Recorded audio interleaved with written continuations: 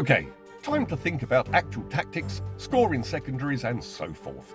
Intercessors with their sticky objectives seem like a good idea, and also it means I can insert Chief Librarian Mephiston into them, give him some bodyguards to get him into close-quarter combat where he excels. Marta Punkgirl has a great range of material to choose from. I'm going to go with these 3 bolter configurations, snagged from these legs and torsos and helmets, and I think I'll draw attention to the sergeants not only with their power weapons, but with some ornate power packs and pauldrons. So I printed everything up, soaked them in hot water, and then popped everything free of the supports to get this pile of parts.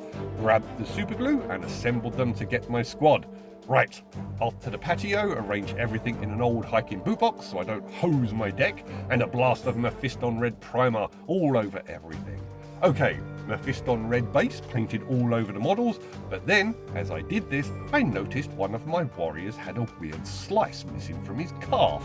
The rest of the model is fine, and rather than reprint and just toss this fellow, I broke out the Mr. Dissolved putty and with an older brush painted the white stuff into the breach, smoothed it out and repaired the damage.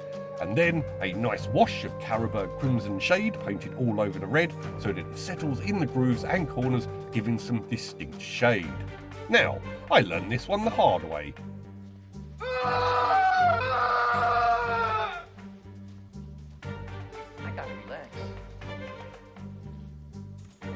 If I glue them to the bases now, the paint is the thing superglued to the plastic, not the resin, so they break free really easily.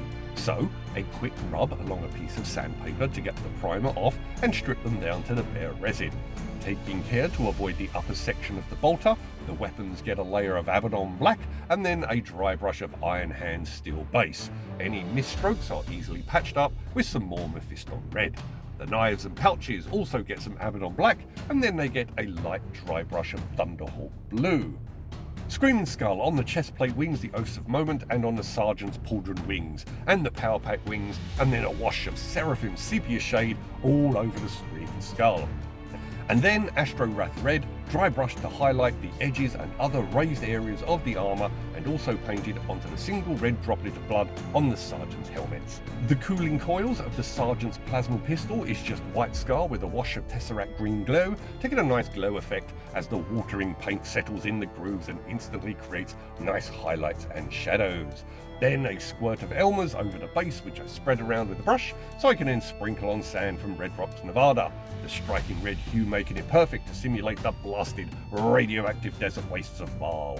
And then, using the leftover transfers from the Baal Predators I bought, I snagged a line of little white skulls and cut them out.